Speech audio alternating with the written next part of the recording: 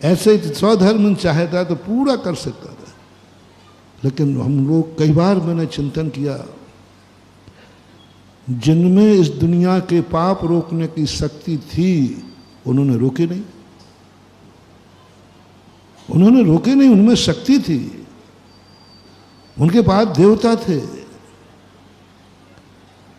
पर एक भी उल्लेख नहीं लिखा कि कभी धर्म भगवान ने स्वधर्म से कहा हो जाओ हमारे इस राज्य में कहीं कोई गलत कार्य नहीं होना चाहिए।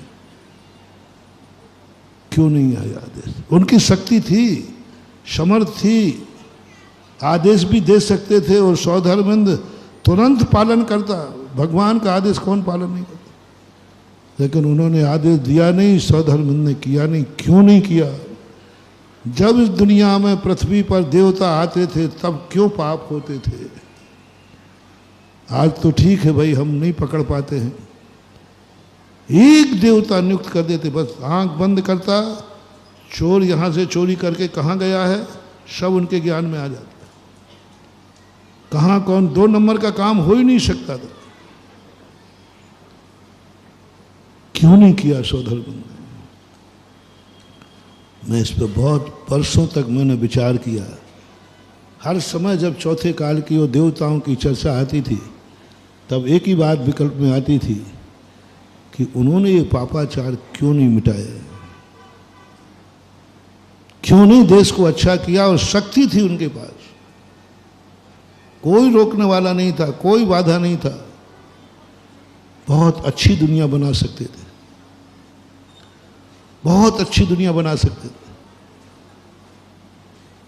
डंडे के बल पर, डर के बल पर, अपनी माया से सब कुछ कर सकते थे, लेकिन नहीं किया। पाप होते रहे, महाभारत होता रहा, सीताओं का अपहरण होता गया, शराब के अड्डे, शराब बिकती रही, सब बिकता रहा, भगवान बाजू से निकलते रहे, बाजू से निकलते रहे, साथ में स्वधर्मेंद्र घूमता रहा, लेकिन किसी अराजक तत्व को अलग नहीं किया। मुझे ये बात बिल्कुल भी ठीक नहीं लगती थी, और जब भी ये मन आता था क्यों नहीं किया इन्होंने, इनके पास शक्ति थी। मुझे कब समझ में आई, जब एक व्यक्ति गुटखा और सिगरेट का त्याग करा दिया, उसके परिवार के लोगों ने, दोस्तों ने जबरदस्ती, और मेरी भी बात को वो टालने वाला नहीं था, परम भक्त था। जैसे ही सबने कहा तो मैंने कहा भैया क्या बात है, ये चीज़ अच्छी बात नहीं है। मैंने कहा जी, उसने जी कह दिया, सब खुश हो गए। उसने छोड़ा नहीं था, हमने छुड़ाया था, उसने छोड़ा नहीं था, सबने छुड़वाया था। और वो गुटखा कब खाने लगा, कहाँ खाने लगा? अभी तो कम से कम घर में बाजार में खाता था, अब वो टॉयलेट में अंदर खाने लगा, और गंदे स्थान पर खाने लगा, क्योंकि वही एक सेपरेट स्थान है जहाँ कोई दूसरा टॉयलेट तो अकेले ही जाता होगा कि वहाँ भी 2-2 3-3 घुस जाते हैं। वहाँ खाने लगा, और लोगों ने, घर के लोगों ने पकड़ा कि ये, तब आया, बोले महाराज जी, मैंने कि ऐसा क्यों कर रहा है? बोले आपकी इज्जत रख दी ना हमने, आपने छुड़वाया, हमने छोड़ दिया। आपने छुड़वाया था, हमने छोड़ा नहीं था। आपके छुड़वाने का नियम था सो आपने पालन किया, हमने छोड़ने का नियम नहीं लिया था। मात गुरु ने कहा तो ना नहीं करना, इसलिए हाँ कह दिया था। उस दिन मुझे समझ में आई, देखो कई बार कई बातें बड़े बड़े शास्त्र पढ़ने से नहीं आती, बड़े बड़े शास्त्रों को पढ़ने से नहीं आती। हमारे यहाँ एक महाराज हुए हैं, जिनको गुरु चौथे काल में गुरु समझा समझा के थक गए, खूब पढ़ाया खूब समझाया, लेकिन नमोकार मंत्र भी याद नहीं हुआ, खूब पीछे लगे रहे। 12 साल तक, लगभग 10-12 साल तक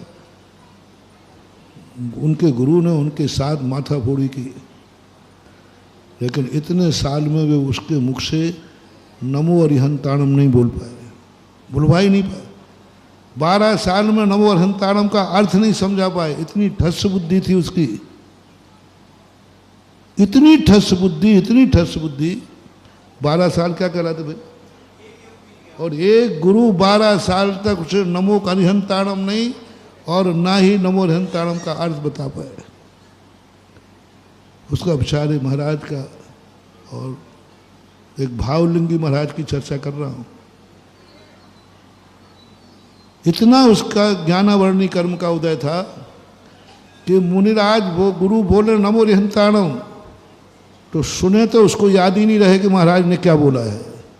देखो विस्मृति, देखो उसकी, कोई 1 मिनट बाद भूलता है, कोई 2 मिनट बाद भूलते, कोई 1 दिन बाद भूलते, तो सभी हैं, कोई साल भर बाद भूल जाते, आप लोग याद करके भूल जाते हैं।